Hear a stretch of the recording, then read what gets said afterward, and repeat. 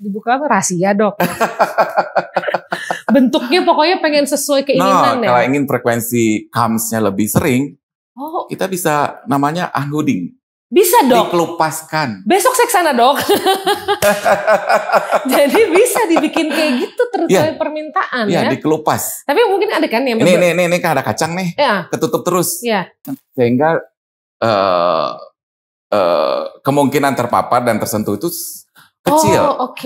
Kita bisa kelupas dia supaya paparannya lebih sering dan lebih kena. Sebagai seorang wanita, selalu ingin dimengerti dalam setiap musim kehidupannya. Dimengerti tentang hatinya, keinginannya, reproduksinya, yang bagi wanita adalah sebuah kekuatannya. Saya Cheryl Hatumesen bersama Dr. Yusfa Rashid. Yuk kita dengar Sahabat Bicara. Untuk bunda-bunda di luar sana, permintaan Anda hadir Dr. Yusfa Rashid. Ini tunggu ya. Tepuk tangan. Iya, tepuk tangan sendiri. Enggak, tepuk tangan karena aku happy bisa membawa Dr. Yusfa di sini karena Dr. Yusfa ini adalah dokter obgyn aku ya, yang sudah menangani aku, yang sudah membuat aku selamat melahirkan. Main apa namanya? Main pertemanan. Main pertemanan. Tapi ini cerita sedikit ya, waktu pertama kali mencari nama Dr. Yusfa karena aku sebenarnya browsing di rumah sakitnya dulu dok. Rumah sakit yang terdekat. Just pada saat itu kan di YPK ya. Terus udah kayak gitu banyak dong review-review, wah sama dokter ini aja, dokter ini. Nama Dr. Yusfa juga banyak banget pada saat itu. Tapi pada saat aku datang ya, ini sesuai dengan reviewnya. Dokter Yusfa itu aku senangnya apa tau nggak? Dokter itu praktikal. Jadi kalau ngasih tahu nggak banyak hahaha, ya kamu gini. Jadi buat aku yang waktu itu hamil pertama kayak santai aja ya dokternya. Bener gak sih dok, orang-orang pada bilang gitu gak? Yap, karena sesungguhnya kehamilan itu 80% no problem gitu. Orang perlu pendampingan karena ingin rasa nyaman. Sekarang orang pengen cuma punya anak 2 atau 3 tapi kualitasnya terjaga. Ya makanya akhirnya ke dokter gitu. Makanya kita juga santai-santai aja. Iya ya. Satu hal yang paling enak jadi dokter obgyn itu adalah, nanti kita akan mungkin saya akan tanya-tanya saya apa gitu. Kita sebenarnya melayani orang yang happy, bukan orang sakit. Oh iya. Oh iya, aku baru kepikiran ya mindset ini ya. Orang yang happy lagi menanti sebuah hati. Iya, jadi sangat menyenangkan sebenarnya jadi dokter obgyn. Iya. Karena bukan melayani orang sakit, 80% mungkin ya orang yang sedang senang hati. Mungkin 20% yang ke arah kandungan, tumor, kista, infeksi, dan masalah lainnya di kandungan. Begitu. Dok, aku mau nanya nih karena kenal dokter udah lama tapi kan gak pernah ngobrol. Ngobrolnya seputar dengan kehamilan aku aja. Emang dokter tuh kuliah kedokteran lulus tahun berapa sih? Kenapa waktu itu? Di mana maksudnya? Oke. Saya tamat FKUI tahun 92. 92 FKUI. Wow. Sudah lama, kemudian saya bekerja di Freeport Tembagapura 6 bulan, kemudian bekerja di remote areanya di Puskesmas, yang dimana waktu itu untuk dapat sarapan pagi Coto Makassar, saya mesti PP 40 kilo. Jadi sekali sebulan sambil ambil gaji karyawan gitu, udah sarapan di Soto Makassar. Ke Jakarta Serpong ya? Iya, Mapurjaya, Timika. Itu 3 tahun saya di situ dan praktek malam-malam juga. Praktek malam. Itu dokter umum dok? Iya dokter umum. Pakai kijang puskesmas yang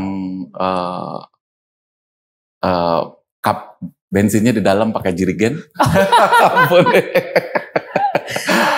Tahun 93 sampai 97. Dan ya saya mesti menyiapkan diri kan, mesti sekolah. Jadi sambil mengabdi earn money gitu kan untuk persiapan ini karena backupnya nggak ada backup saya yang lain gitu selain diri saya sendiri gitu. Jadi menembus hutan belantara gitu, 20 kilo ya 40 kilo PP gitu, ditemani satu staff, ya begitu cara survive. Tapi Terus satu hal yang menarik. Satu hal yang menarik, kita waktu kecil kan, nggak tahu, serial juga begitu. Tambang tembaga di mana? Tembagapura. Saya tidak tahu di situ PT Freeport. Begitu dosen saya tulis di Media Esclapius, di mana saya aktif di mahasiswa dulu, dibutuhkan seorang dokter bekerja di Freeport Tembagapura. Saya bingung, oke. Saya datang, saya dikirim, terus saya landing di Timika, ternyata berkabut, mampir dulu di Biak. Wah, itu pengalaman bagus sekali. Biak itu ya seperti saya berada di negeri asing gitu. Nginap semalam di hotel yang terbuat dari kayu, terus akhirnya ke Tembagapura, ke Timika, landing di sana. Selama di pesawat itu, saya nanya sama yang di sebelah saya gitu, karyawan non-staff ternyata. Terus dia bilang, "Bapak siapa?" "Saya dokter mau kerja di Tembagapura." "Oh, Bapak Ndoro, nanti Bapak dijemput," gitu katanya gitu kan. Terus landing lah di Timika. Saya lihat gak ada yang jemput saya. Tapi ada mobil bus karyawan. Bus karyawan kayak Metro Mini kita, tapi itu double garden untuk menjejak 64 mil ke Tembagapuranya. Wah, itu luar biasa. Saya mau cerita ini apa? Ternyata itu seperti dongeng Sangrila. Jadi ada nirvana, ada surga di puncak Himalaya. Begitu juga dengan Tembagapura. Bagi yang belum tahu, mungkin sekarang udah agak terbuka ya. Jadi saya akhirnya naik bus itu sama karyawan ini. "Wah, Bapak mestinya nggak naik ini." "Ya udahlah, nggak apa-apa, nggak ada yang jemput." Saya lihat. Sampailah saya di ketinggian yang 3.000-an meter ya itu, atau 2.000-an meter itu. Melewati awan, sebelah kiri kanannya hutan, jurang. Ngerti nggak? Lewat lorong, itu luar biasa memang. Mana baru jadi dokter lagi. Iya. Masih muda banget. Baru tamat saya. Jadi, sampai kemudian di puncak itu ada lembah. Begitu di situ saya lihat ada kota kayak film-film di Amerika, Western. Itu Tembagapura. Nirvana-nya di pegunungan Jayawijaya. Tapi berarti pada saat itu dokter melihat ada satu kesenjangan dong, Dok? Wah, yang luar biasa. Pasti. Jadi ini juga saya menjadi suatu kenangan yang tidak akan terlupakan. Banyak teman-teman mungkin di Jayapura ya, di Papua dulu itu mungkin mereka di tempat yang lebih terpencil, lebih sepi, lebih sulit gitu.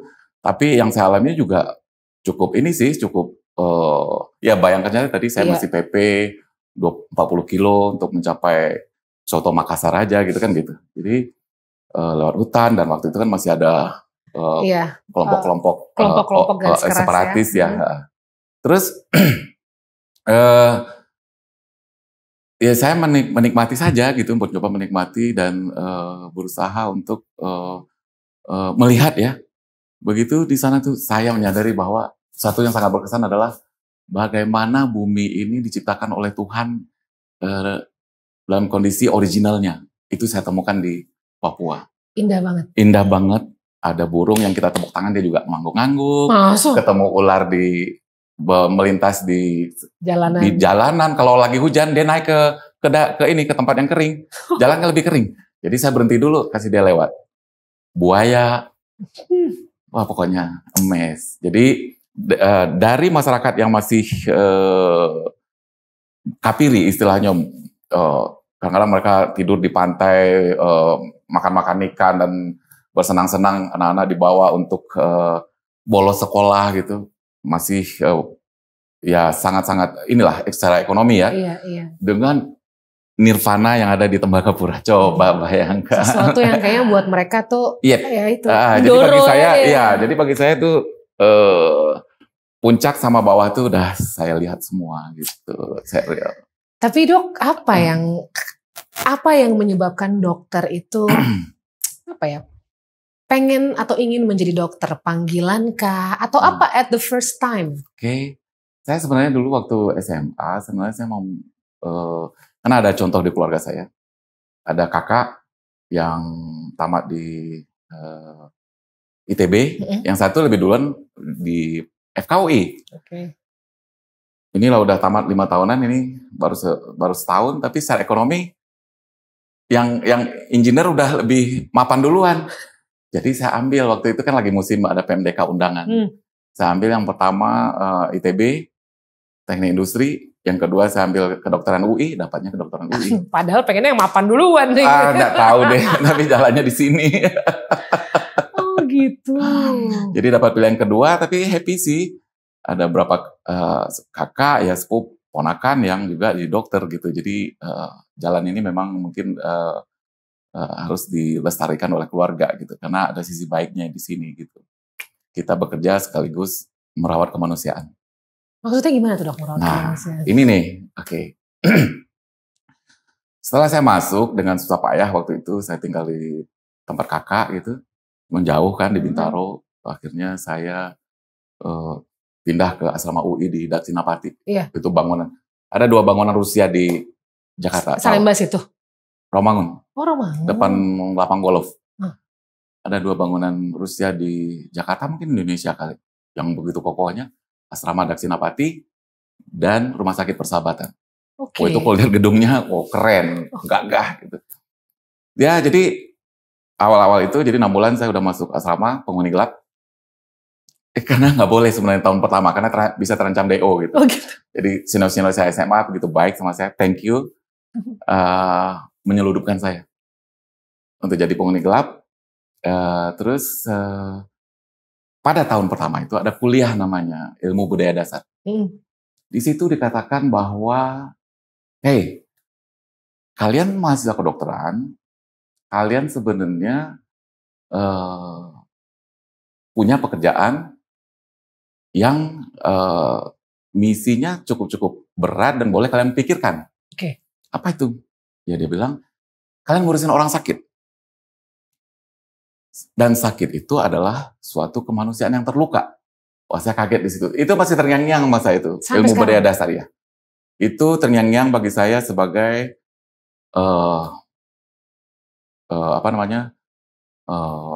prinsip moral yang harus dipegang oleh nakes atau dokter.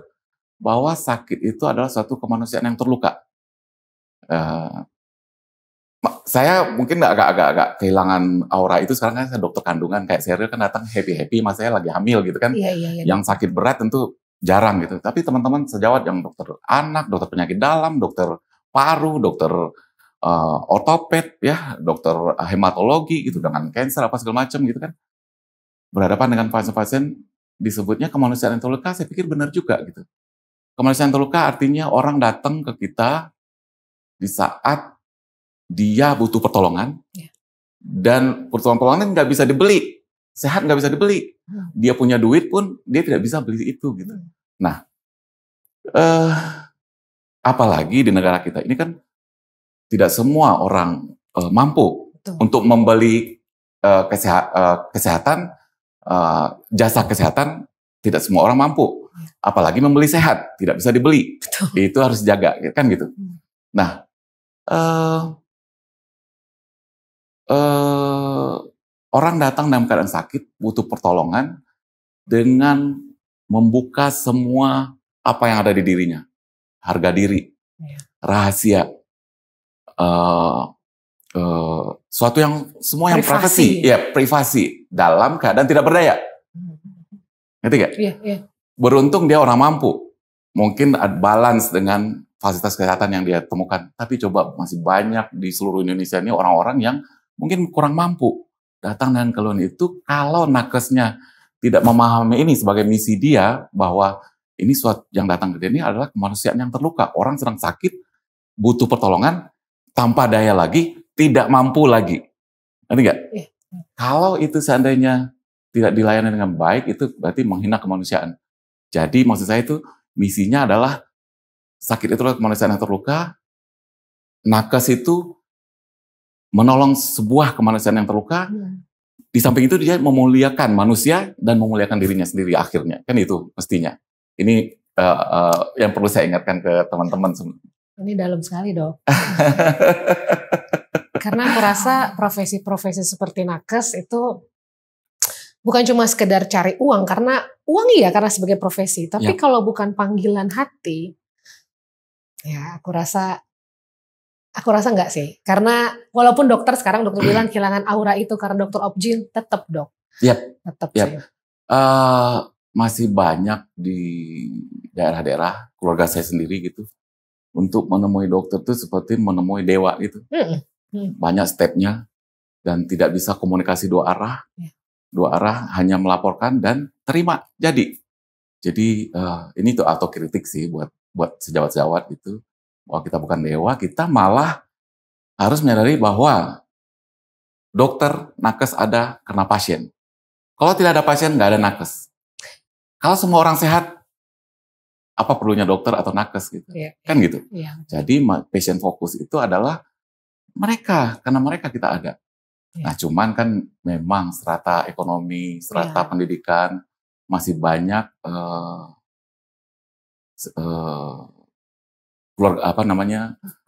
orang-orang, saudara-saudara kita yang mungkin terlayani dengan physically, tapi tidak terlayani dengan hati.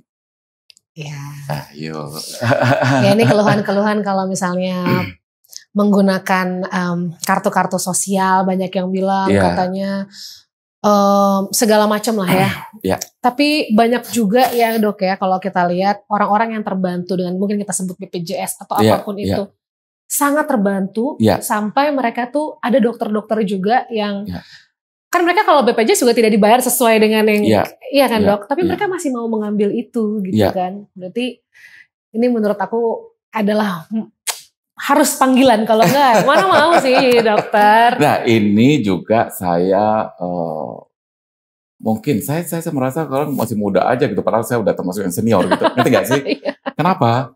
Ini pesan ini saya perlu sampaikan ke sejawat-sejawat, keluarga, saudara kandung. Ini sumpah kita di Hippocrates itu menganggap sejawat itu sebagai saudara kandung. Jadi makanya kalau kita datang berobat gitu, nggak dicas atau ya saudara kandung masa dicas. Saya saja ya, kembali lagi tentang kemanusiaan yang terluka itu. Saya aja kalau sakit itu, saya sakit sekali kalau seandainya sejawat yang men-treatment saya itu sesempatnya atau mengeneralisasi. Satu hal yang penting, setiap orang datang ke kita, itu keluhan, gejala, dan cara treatmentnya personalized. Nggak bisa disamakan di generalisasi ukuran XLMNS gitu. Nah, jadi itu yang penting diingat. Semua orang tuh spesifik. Nah ini tentu perlu disadari juga, dipaham juga, kayak saya bilang tadi, banyak saudara-saudara kita yang terlayani dengan BPJS. Memang baru sampai di level itu, pasti akan selalu ada perbaikan. Sampai di level itu negara kita baru bisa memberikan servis ke masyarakatnya, ke warga negara. It's okay. Saya yakin makin lama akan makin baik, dan perlu disadari juga bahwa memang kadang-kadang teman-teman sejawat itu overload, capek sekali. Nah akhirnya mau tidak mau seperti masuk bengkel. Ya artinya orang dikelompokkan dalam satu keluhan ini cepat. Flow-nya cepat, tidak sempat terjadi komunikasi yang heart to heart, yang terapi personalized, ya, yang memanusiakan kemanusiaan tadi, kemanusiaan yang terluka tadi, yang saya bilang juga itu memuliakan kita sendiri juga gitu, nggak sempat terjadi, ya perlu dipahami gitu. Tapi kalau untuk pasien-pasien yang sudah levelnya mungkin mampu ke rumah sakit swasta sendiri apa segala macam, sebaiknya dokter memang ya harusnya diberlakukan untuk semua. Tapi kalau waktunya cukup, ya itu harus ada terjadi komunikasi dua arah. Jangan seperti ketemu dewa yang kayak dulu lagi, itu nggak bisa lagi gitu. Intinya sebagai seorang nakes harus sadar juga bahwa kita bukan dewa. Itu harus diingatin terus-menerus panggilannya gitu ya dok ya. Suatu saat juga akan sakit juga. Pasti. Dan kita juga sebagai pasien kadang-kadang kita harus memahami, ya dokter ini juga capek dan overload banget ya. Karena dokter pun juga manusia guys. Iya benar. Dok, ini balik nih masalah obgyn nih dok. Aduh. Ini ada pertanyaan. Itu tentang kemanusiaan yang terluka ya. Itu dalam banget, baru mulai udah dalam. Gimana dong nih ya? Oke. Dok, aku pengen nanya gini, ini lucu-lucuan nih pertanyaan bodoh-bodohan ya. Kan kalau sebagai obgyn harus sekolah lagi ya, spesialis lagi. Terus waktu pertama kali gitu, kan kalau obgyn harus memeriksa wanita, bagian-bagian privasinya ya. Ya ya kan kita kan sebagai kalau pasien ya udah pasrah aja gitu ya dok ya. Itu awal-awal kayak ngerasa, aduh canggung gak sih gitu dok. Kalau jangan tanya sekarang ya, sekarang mah udah. Ya, waktu tingkat 4 masuk ke Objin tentu kita sudah berkenalan dengan area-area intim itu. Dan tentu lebih banyak ke pasien hamil. Dan ke ginekologinya tentu nggak terlalu banyak. Cuman saya berada di sentra pendidikan yang juga menurut saya nilai moralnya juga sangat-sangat cukup terjaga. Ada dulu untuk Objin itu profesor perempuan gitu yang sangat-sangat aware dengan privacy. Guru-guru saya yang perempuan di FKUI yang bagian Objin itu sangat-sangat aware dengan masalah kehormatan wanita. Jadi diajarkan bagaimana untuk respect. Nah, kebetulan saya kerja juga di center yang menurut saya juga kebetulan guru-guru saya juga banyak praktek di situ. Ya, contoh dasar. Untuk meriksa pasien kita harus selalu didampingi oleh suster. Suster perempuan. Suster nggak boleh ninggalin selagi dokter Objin lagi bekerja. Oh, biar nyaman. Rasakan serius kan nggak pernah ditinggalin gitu. Bahaya. Iya benar. Baik, nggak pernah ditinggalin. Yang kedua, waktu mau persiapan periksa dalam misalnya, itu saya serahkan ke suster untuk menyiapkan. Dan kebetulan saya bekerja di Center Obstetrik Ginekologi yang tertua di Jakarta ya, di YPK, yang menurut saya sekarang salah satu Center Obstetrik Ginekologi yang terlengkap di Jakarta, even di Indonesia. Kita boleh ini nih. Berarti maksudnya legacy, budaya, respect itu sudah berulang-ulang dan selalu diperbaiki dari generasi ke generasi sehingga ya itu saya diajarkan bagaimana sebelum pasien naik situ sudah ditutupin. Karena memang kalau aku yang rasain ya, kalau aku kan nggak pernah ke Objin lain, cuma dokter Yusfa. Jadi ketika kita sudah ditutup gitu ya, kan ada juga yang mungkin preferensinya ingin Objin wanita nggak apa-apa juga gitu. Tapi aku pengen kasih tahu kalau misalnya, ini ngomongin ada dokter Yusfa aja ya.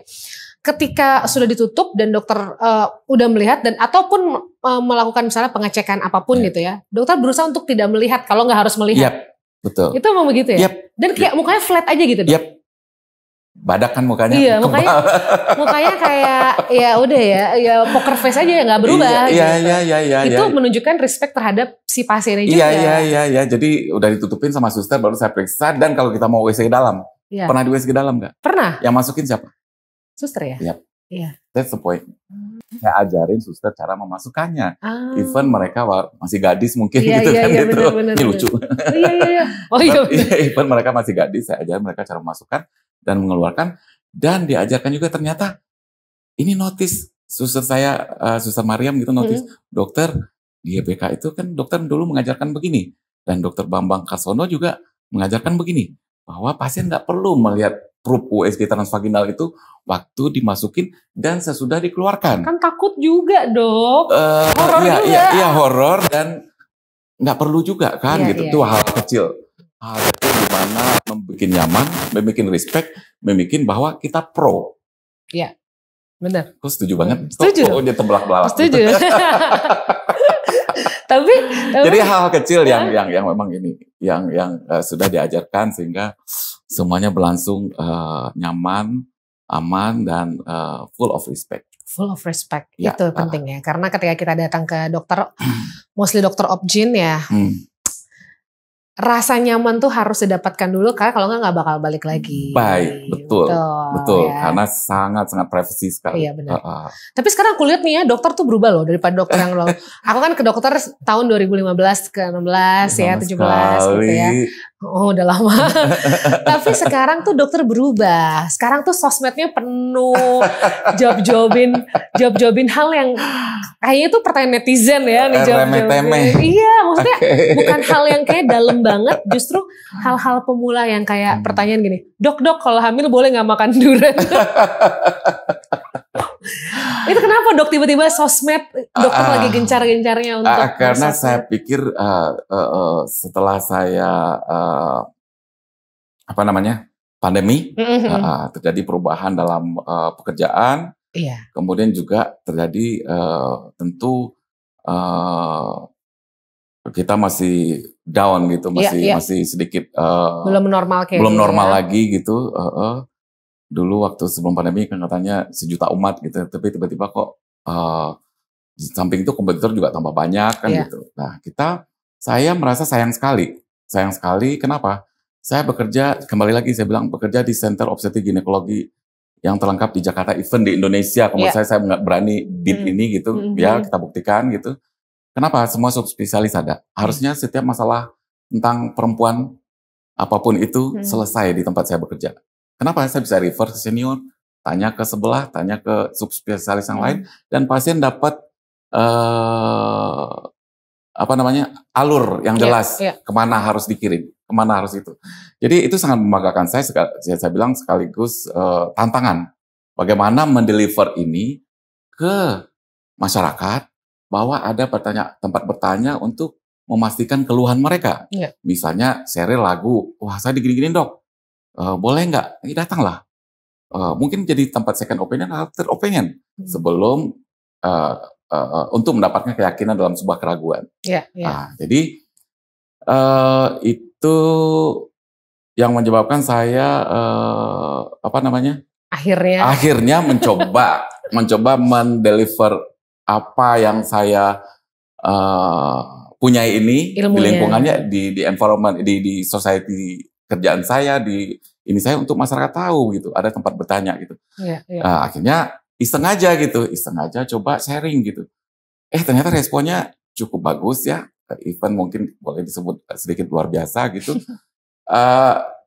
Maunya saya mendeliver yang agak-agak sedikit teknologi canggih dan advance gitu.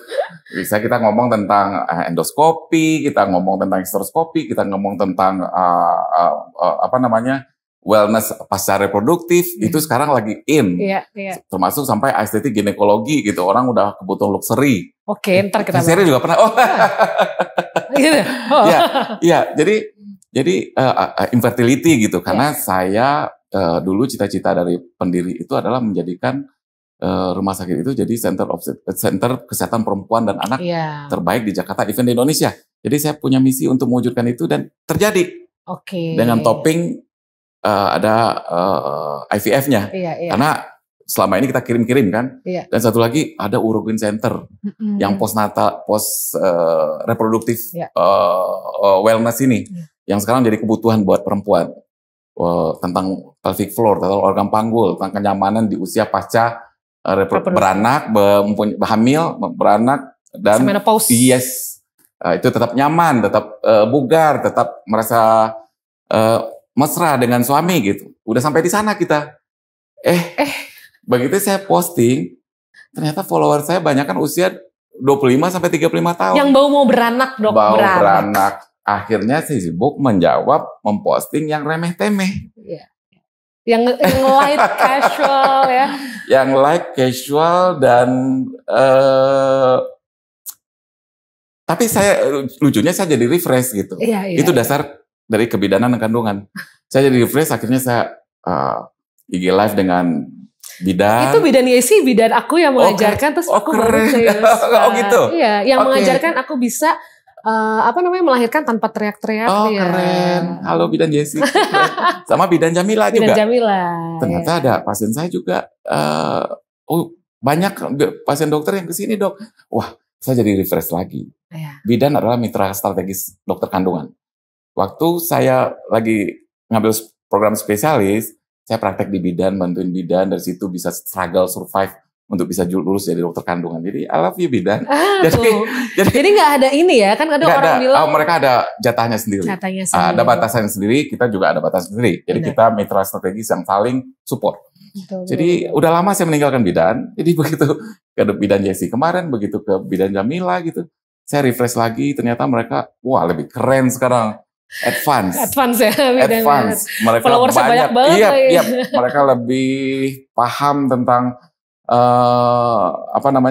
psikologi sih. Iya, lebih ke supporting. Ya, karena memang dibatasi kalau udah area-area tindakan yang non normal tentu dikirim ke dokter. salut lah buat Anda berarti ada. Jadi saya refresh juga, saya belajar dari mereka. Ya. Berarti ada pertanyaannya gini dok, kan waktu aku mencari opsi, mungkin ini udah banyak ya sekarang ya, kayak nggak semua dokter katanya dulu pada saat aku lagi mencari Opjin, nggak semua dokter tuh pro normal, tuh ada yang suka ngomong kayak gitu nggak? Katanya kalau dokter pokoknya pengennya ya udah kita operasi aja, kayaknya dokter Yuswa nggak gitu. Tapi ada tendensius orang-orang ngomong kayak gitu, apakah itu betul? Jadi berdasarkan ininya ya faktor risiko, harusnya 70-80% kehamilan itu bisa lahir per vaginam. Per vagina, ya. Nah, normal belum tentu per vaginam belum tentu normal. Oh, iya, ini harus dua-dua yang berbeda. Iya. Kalau normal itu minimal intervensi, iya. Betul-betul alami, natural, biarkan let it be. Kalau per vaginam mungkin juga kita akhiri dengan vakum, iya. dengan ILA, painless labor gitu, dibantu lah gitu. Iya. Nah, harusnya 70% bisa lahir normal. Tapi sekarang kebalikannya. Jadi 70% sesar, 30% normal. Okay. Kalau saya sih, kalau kebetulan pasien memang ingin normal dan syaratnya terpenuhi, ya saya support. Yes. Saya support, dan satu hal mesti ingat. Tidak ada persalinan normal itu yang dijamin 100% bisa lahir normal. Okay. Di textbook dibilang bahwa setiap persalinan itu adalah persalinan percobaan. Jadi saya kasih tahu sama pasien, ini tidak ada garansi akan 100% bisa kita dapat baby. Kenapa? Sudah buku sendiri mengatakan itu dalam operasi bahwa setiap persalinan per vaginam adalah persalinan percobaan. Kita coba. Ya. Nah, syukurnya WHO sudah bikin namanya partogram. Oke. Seril dulu operasi apa sesar? Enggak, normal. Oh, normal, keren. Oh, keren. Dokternya dokter Yuswa. Oke. Gimana? Sempat apa pengalamannya? Tidak, aku interview ya. Bukan, saya refresh nih. Gini, waktu aku alhamdulillah dia lancar, jadi benar-benar cepat. Dokter datang, udah tinggal bukaan terakhir, udah tinggal dokter bantu sedikit, penting sedikit, udah keluar dia, nggak ada apa-apa. Keren. Iya. Ya, berarti ini termasuk ya. Tapi dok, saya masih dendam karena waktu dijahit itu sakit ya. Oke, pasti dibius, pasti. Tapi mungkin enggak dok, itu sebel aja karena kan kata dokter udah pandangi babynya, udah dipandang. Memang selama pendidikan dulu pernah ya, karena obat bius juga nggak begitu gampang didapat. Iya, tapi kan juga nggak berasa juga, cuma dipakai painkiller itu pasti, aja. Iya, pasti dibius, nggak mungkin. Iya, betul. Terus dok? Mungkin nama rasa sakitnya agak rendah. Agak. Cetusan dikit jadi sakit. Jadi kita ngomong apa tadi? Buktinya aku nggak apa-apa tuh. Ya tentang partogram ya. Iya, partogram itu apa tuh dok? Jadi WHO bikin guiding buat dokter, buat bidan, di mana sebuah persalinan boleh dilakukan secara normal dengan melihat grafik persalinan. Oke. Jadi dari pembukaan 3 itu sampai PK1 aktif sampai PK2 mengedan, itu ada grafik. Ya, kalau seandainya melewati garis, itu harus bertindak. Oke. Nah, jadi ada rambu-rambunya. Nah, itu yang menyebabkan jutaan atau miliaran persalinan itu berlangsung dengan normal. Dan ingat, di negara-negara maju yang membantu persalinan normal di Belanda, di Australia, itu bidan. Bidan ya, betul. Jadi dengan adanya itu, banyak yang selamat ibu-ibu ini. Ya, partogram sebagai guiding kita untuk melihat ini masih bisa dilakukan atau enggak. Kadang-kadang juga dia maju ternyata bayinya gawat. Betul. Bayinya tali pusatnya ketekan, bradikardi, jedek, hipoksia. Nah, ingat lagi, orang cuma anak 2-3 sehat, nggak mau anaknya Bell palsy atau inteligensianya rendah gitu atau nggak bagus gitu. Ya kita switch sesar. Betul. Jadi pasien yang mau normal harus siap dengan kondisi itu. Jadi bukan cuma sekedar ibunya, karena ternyata kalau kegawatan terjadi pada bayi bisa menimbulkan tadi hipoksia itu juga. Hipoksia kekurangan oksigen. Otak. Iya, kurang oksigen di otaknya dan itu merusak sel-sel saraf, di mana sel saraf itu regenerasinya sangat sulit. Jadi jangan sampai kehilangan terjadi kerusakan otak dalam proses persalinan. Makanya banyak yang memilih sesar. Nah, satu hal yang lucu saya bilang, dulu senior-senior saya mungkin salah kali guru saya ya. membuat sesar itu lebih mahal dari normal. Padahal harusnya normal itu mungkin 24 kali lebih mahal daripada sesar. Ini sedikit bercanda ya. Kenapa dulu itu tidak banyak rumah sakit? Ya. Dulu itu sesar itu 1-2 jam kita melakukannya. Pilihan benang, pilihan antibiotik, pilihan obat anestesi tidak senyaman sekarang. Jadi sekarang sesar cuma 30 menit. Lahir normal standby 24 jam. Ayo. Iya juga ya. Anak kedua sesar. Dok, bentar. Sekarang ada nama ERAX. Ini IRAX, IARACS ya. Itu apa, Dok? Ya. Jadi ini sebenarnya suatu hal yang biasa saja sebenarnya. Ada temuan baru atau teknik baru, enggak juga teknologi sebenarnya, regimen baru oleh sejawat-sejawat anestesi bahwa bisa early recovery after cesarean yang awalnya kalau di bius dengan bius spinal itu pasien boleh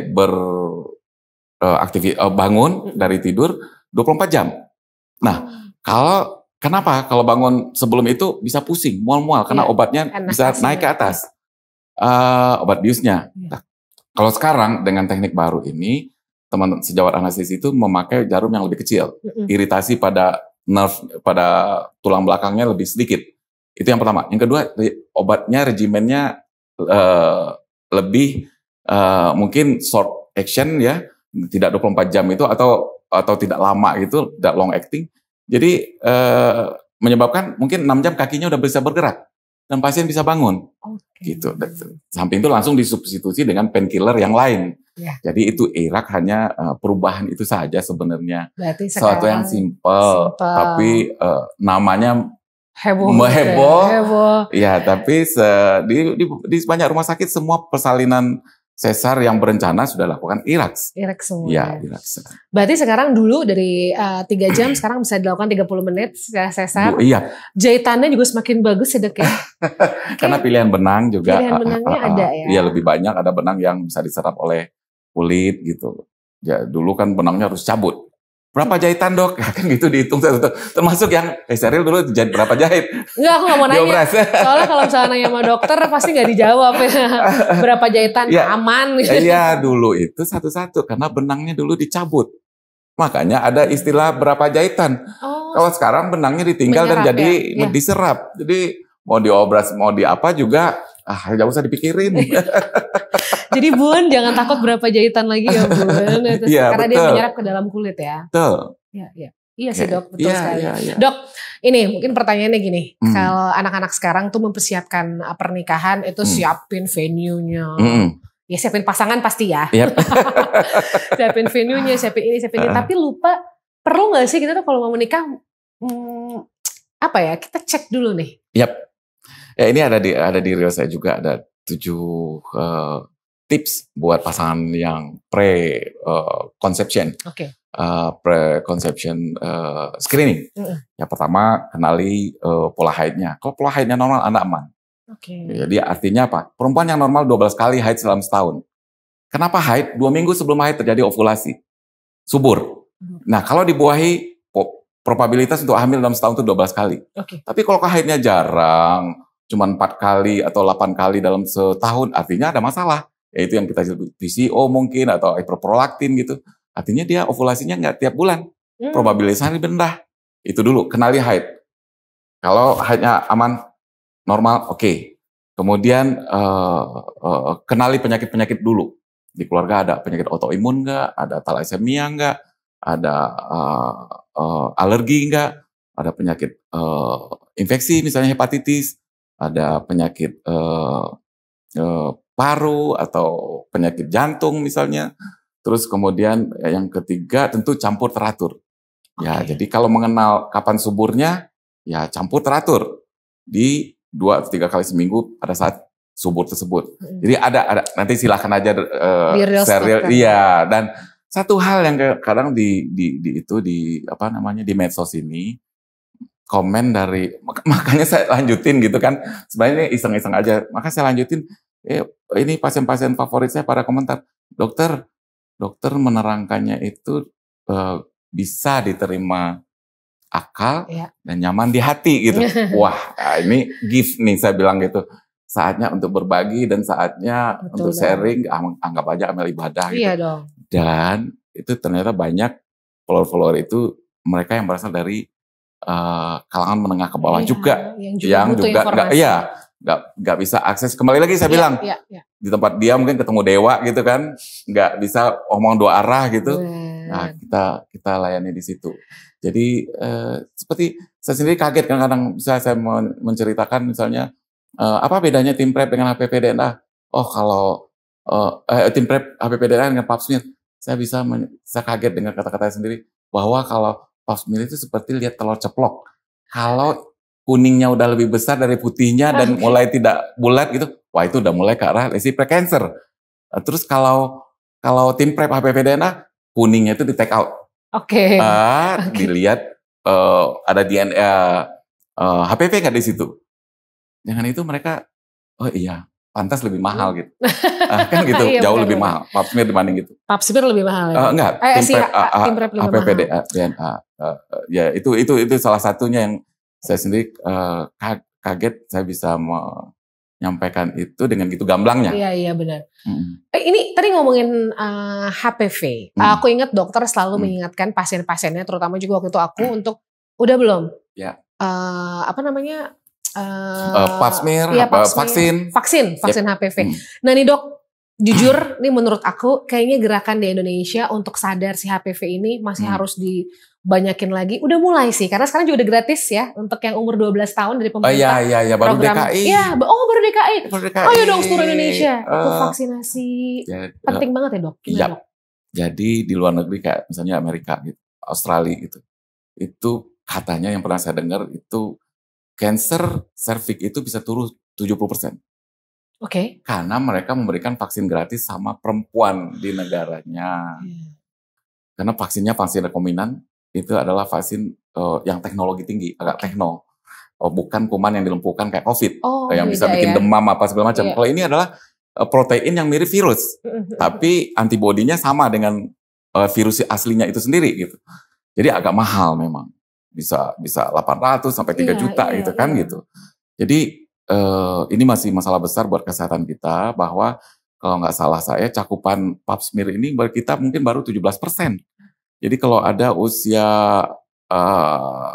dewasa di negara kita itu sekitar 100 juta misalnya gitu. Ya, atau taruhlah 50 juta. 100 juta baru 17 juta yang kena pap smear. Pap smear loh. Pap smear ini pencegahan sekunder sebenarnya. Melihat secara dini ada lesi precancer nggak di mulut rahim. Yang pencegahan primernya vaksin ini. Nah vaksin ini lebih lagi masih jarang, mungkin di kota besar, di ibu kota provinsi mungkin baru yang, atau di kabupaten baru kota Madia, tapi desa-desa mungkin nggak pernah dapat dengan vaksin ini gitu. Jadi masih jauh pekerjaannya, masih banyak pekerjaan kita untuk membebaskan Indonesia dari kanker serviks. Karena itu ternyata termasuk ini ya, tinggi dan berbahaya dong. 4 kanker yang mungkin pada perempuan, payudara, serviks, indung telur, dan korpus badan rahim, endometrium. Nah, payudara lebih gampang kali, bisa pegang-pegang sendiri, namanya sadari kan? Iya. Kalau mulut rahim, ya itu pap smear, udah puluhan tahun lalu diketahui pemeriksaan ini. Nah sekarang majalah Times bikin vaksin HPV adalah hadiah Tuhan bagi perempuan. Karena satu-satunya kanker yang bisa dicegah. Nah, dengan disuntik itu, ya buktinya di negara-negara maju jadi turun jauh sejak vaksin ini ditemukan kanker mulut rahim. Nah, kita masih bekerja keras dan mudah-mudahan ke depannya negara bisa memberi kepada semua perempuan setelah 9 tahun vaksin ini secara gratis. Mudah-mudahan banget sih, karena di luar sana nih kayaknya masih kesadarannya juga masih kurang karena belum tahu sih gitu kan. Sheryl udah pernah lihat perempuan yang kanker serviks belum? Aduh kasihan. Terutama kalau di desa ya. Sekarang saya juga udah jarang melihat gitu, karena saya tidak bekerja di onkologi. Gitu. Kalau gimana sakitnya, panggulnya jadi freeze. Freeze itu memadat satu. Jadi menyatu semua karena sampai ke tulang gitu. Terus kandung kencing, vagina bisa satu lubang jadinya gitu, ngerti nggak sih? Saluran pipis gitu kayak gitu. Kalau terlambat dia diagnosis, tiba-tiba keluar cairan berbau, berdarah gitu, terus ya keluhan susah berdiri, itu udah lanjut, udah sampai ke tulang. Mudah-mudahan ya dok tentang kanker serviks. Mudah-mudahan perempuan Indonesia sebentar lagi semuanya dapat vaksin gratis. Amin. Amin. Ini misi kita nih. Harus misi ya. Oke dok, ini ada pertanyaan gini. Kesehatan wanita itu atau bukan kesehatan wanita ya. Kayak kalau kita suami istri misalnya. Ya. Terus istrinya kan banyak mau mempersiapkan melahirkan, mempersiapkan kehamilan, datang ke dokter. Nah ini kan dokter sebagai laki-laki juga. Pesennya apa nih untuk bapak-bapak yang kadang kan kalau bapak-bapak udah sibuk cari duit, aduh iya ntar deh gitu kan ya. Kadang penting gak sih seorang suami juga mendampingi istri saat lagi cek kehamilan, saat mempersiapkan segala sesuatu ini, peran suami itu menurut seorang dokter pandangannya besar gak? Jadi begitu saya posting tentang pijat saat hamil, itu yang view-nya sampai 1 juta lebih. Komennya juga banyak gitu. Artinya memang perlu. Perlu. Dan memang faktanya pasien dokter Objin itu banyak pada saat-saat hari libur. Atau malam hari mungkin. Hari Sabtu gitu tuh banyak. Bahkan mungkin kalau buka minggu juga banyak. Karena pada saat itulah suami bisa mendampingi istri. Buruknya dulu mungkin saya karena dokter Objin agak kurang peka gitu. Begitu istri hamil dianggap sebagai sesuatu yang biasa-biasa saja. Parah memang. Parah memang. Harusnya tidak biasa. Karena ternyata dari survei itu benar mereka baperan. Benar mereka, serius sendiri pengalaman. Iya sih. Baperan ya. Baper. Males. Maunya tidur dulu. Hormonnya kayak ups and downs gitu loh. Ya kan kayak... dia cuma ngomong, wah kamu makannya banyak ya sekarang nangis. Apa coba? Nggak lucu banget. Nah itu remeh-temeh yang masih ditunggu posting-postingannya sama moms yang masih konsif. Udah soal kesehatan rahim sekarang sebelum selesai aku mau nanya soal tadi estetika, apa dok namanya? Ginekologi estetika ya kan. Ini di tempat dokter bekerja ada namanya family life di mana kadang-kadang orang datang bukan cuma sekedar ingin punya anak, setelah itu kan ingin memperbaiki lagi bentuk-bentuk yang mungkin sudah menjadi purba ya. Purba. Kayak sudah tidak seperti itu lagi gitu kan kalau bunda-bunda. Nah sekarang banyak yang datang untuk kesehatan, bukan kesehatan lagi itu ya, lebih ke estetika, memperbaiki. Wellness. Kita sebutnya wellness lah. Oke, kenyamanan. Itu apa aja dok? Kenyamanan. Jadi kesehatan perempuan itu bolehlah kita kelompokkan dengan prekonsepsi. Konsepsi dan pasca konsepsi atau pre-reproduktif, usia reproduktif dan pasca reproduktif. Jadi pre-reproduktif itu biasanya keluhan-keluhan nyeri haid, kista, miom gitu, gangguan haid gitu kan, sering datang wanita dengan keluhan itu atau malah kelainan kongenital, misalnya himennya tidak ada lubangnya, misalnya rahimnya tidak ada atau seks sekundernya tidak ada misalnya kayak gitu. Nah kalau pada masa reproduktif itu ya itu kita ngomong tentang remeh-temeh tadi itu hamil, makan duren, makan duren terus, pijat, terus rumors tentang laki perempuan lah segala macam gitu. Jadi nah sebenarnya level pasien saya udah kayak serius gitu di pasca reproduktif. Bagaimana kehidupan rumah tangga tetap mesra, bagaimana organ intim itu tetap nyaman gitu. Nah itu sekarang ada subspesialisnya yang khusus menangani ini. Khusus menangani pelvic floor. Pelvic floor itu otot dasar panggul. Dengan adanya kehamilan, dengan adanya proses aging, dengan adanya proses persalinan, itu menyebabkan otot panggul itu jadi lebih lemah, apalagi kurang olahraga, sit up, kegel gitu, menyebabkan sering saya datang pasien gitu, dok kenapa anak kedua saya lebih menderita gitu, lebih sakit, gejala penekanannya lebih cepat gitu. Walaupun anak pertamanya sesar, tetap aja terjadi kelemahan otot-otot panggul. Sama ya dok? Iya, karena apa? Karena habis nifas gitu, lupa untuk senam, sit up, senam Kegel gitu. Akhirnya ya begitu hamil kedua, otot panggul lemah dan penekanan lebih early, lebih cepat datangnya, sehingga lebih sakit. Makanya anak berikutnya akan lebih begitu lagi kalau tidak disiapkan, diperbaiki kondisi otot panggul itu. Nah, itu tentang otot panggul.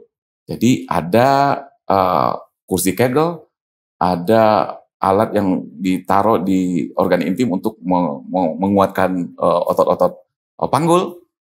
Itu semua ada di YPK. Kemudian juga di usia senior itu, ya, pasca reproduktif, kadang-kadang mulai ada keluhan, kering, vagina kering, atau mulai laxity, lemah daya cengkramnya. Emang mobil deh. Cengkram, ban. rem. Emang rem cengkram. Macan kan? Ya, macan. Jadi terus kemudian kering ya, pain, nggak nyaman juga bisa disparenu, atau ngobrol-ngobrol sama suami, kenapa ya yang nggak kayak dulu lagi kan gitu. Itu ada solusinya. Ada solusinya. Terus kemudian itu dari segi wellness ya, kenyamanan, agak-agak ke estetika juga ada yang ini kok nggak balance ya, bibir kiri sama bibir kanan. Gitu. Bisa itu dirubah? Dirapikan secantik mungkin bisa. Jadi ternyata estetika udah bukan cuma hidung lagi, bagian wanita bawah juga sekarang bisa. Ada lasernya, ada jadi non operatif dan operatif. Ada yang non operatif dan operatif. Yang nggak ada downtime juga ada ya. Iya. Ini buat yang mungkin tertarik untuk itu, perlu nggak sih mereka takut kayak takut ntar sakit, ntar begini, ntar begitu? Kan katanya beauty is pain. Tapi kita selalu menjaga jangan pakai pain. Kan banyak hal yang bisa dilakukan gitu. Jadi Jadi ke arah estetika ya itu. Ada yang pengen dirapihkan, pengen lebih dibuka. Dibuka apa? Rahasia, Dok. Bentuknya pokoknya pengen sesuai keinginan ya. Kalau ingin frekuensi comes-nya lebih sering, kita bisa namanya unhooding. Bisa, Dok. Dikelupaskan. Besok saya kesana, Dok. Jadi bisa dibikin kayak gitu terus permintaan ya. Iya, dikelupas. Tapi mungkin ada kan yang ini kan ada kacang nih. Ketutup terus. Iya. Sehingga ini kameramennya geli-geli sendiri. Gak apa-apa, dia masih underage. Masih underage. Enggak. Suruh keluar dulu apa? Enggak. Tadi bentuk kacang itu balik kacang. Kacang terlalu tertutup. Sehingga kemungkinan terpapar dan tersentuh itu kecil. Kita bisa kelupas dia supaya paparannya lebih sering dan lebih kena. Dan tentu bisa frequently, tidak once time atau malah nggak dapat sama sekali. Wow, jadi jadi datang nih, jadi datang. Iya, kan udah yang udah. Tahuan deh. Tapi itu berarti intinya adalah sekarang udah canggih banget. Iya, jadi di unhooding istilahnya, dikelupas sehingga lebih terpapar, atau malah kita cuma suntik dengan filler atau PRP gitu, sehingga dia lebih terangkat, sehingga tentu kenyamanan, kenikmatan pas kehidupan berumah tangga itu lebih ini. Jangan suami aja yang satisfied, istrinya cuman apa? Jangan suaminya satisfied, terus, istrinya cuma nerima aja. Iya, jangan. Ya, gitu. Jangan. Jadi sampai di sana. Ya, sampai di sana sekarang. Wow. Iya ya, Dok ya. Tapi tenang buat saya mungkin. Saya juga bingung. Buat mungkin yang pengen coba family life, aku udah coba nggak sakit ya. Terus tadi apa tuh filler PRP itu juga sudah dokter yang melakukan dan tidak sakit juga karena menggunakan darah kita sendiri. Yang aman, dirubah jadi plasma aman. Ya. Wow, ya betul. Bisa di request bentuk seperti apa? Itu surgery. Oke, Dok, ngobrol sama dokter tuh bisa 2 hari. Tapi mungkin terakhir ada nggak sih yang ingin dokter sampaikan untuk wanita-wanita di luar sana ya, soal kesehatan pribadinya, kesehatan rahimnya, atau juga Apa sih sebenarnya pesan-pesan dari seorang dokter obgyn kepada wanita-wanita di Indonesia? Ya, tentu kembali ke kelompok umur tadi, bahwa yang belum menikah, kalau memang ada gangguan haid, selagi tidak menginginkan kesuburan, itu tidak urgent juga ke dokter kandungan. Saya selalu, jangan khawatir Bu, ini kan kita belum perlu setelur, ovulasi, mau punya anak, ini haidnya jarang-jarang biar aja, sampai matang jaras otak dengan ovariumnya supaya haid jadi teratur gitu. Yang penting tentu jaga berat badan, karena sangat bergantung dengan BMI, body mass index. Body mass index. Jadi ini konsepsi. Kesehatan perempuan, kalau ada keluhan haid silahkan datang, tapi jangan takut karena belum diperlukan sebenarnya. Kemudian masa reproduksi, sekarang makin banyak teknologi, makin banyak perkembangan ilmu yang membuatkan nyaman, dan saya berharap ini menyebar rata ke seluruh saudara-saudara kita di seluruh Indonesia. Kemudian yang yang senior tadi, yang senior tadi juga sekarang ada solusinya. Datanglah ke tempat yang tepat, ya. Semua ada keluhan-keluhan tentang kewanitaan itu sekarang hampir semua ada solusinya, dan tentu Anda perlu datang ke tempat yang tepat. Kalau nggak puas, tentu bisa cari yang lebih advance kali, dan mudah-mudahan dengan begitu semua keluhan, dan apalagi sekarang usia harapan hidup makin panjang. Nah, tentu tidak hanya shopping gitu nggak sih? Oke, banyak duit shopping atau belanja, traveling apa segala macam. Tapi yang keharmonisan rumah tangga kan juga perlu tetap dijaga gitu. Nah, sekarang ada solusinya, dan itu menjadi bagian penting diketahui oleh moms bahwa hidup perempuan dari dia dilahirkan sampai postmenopause bisa dijaga oleh dokter kandungan. Oke, itu mantap. Saya juga ngelamun jadi. Ayo ngelamun. Tadi dulu dok, satu pertanyaan nakal ya. Pertanyaan nakal untuk penutup nih. Berapa frekuensi yang baik untuk berhubungan suami istri selama seminggu? Tergantung sebenarnya. Tergantung.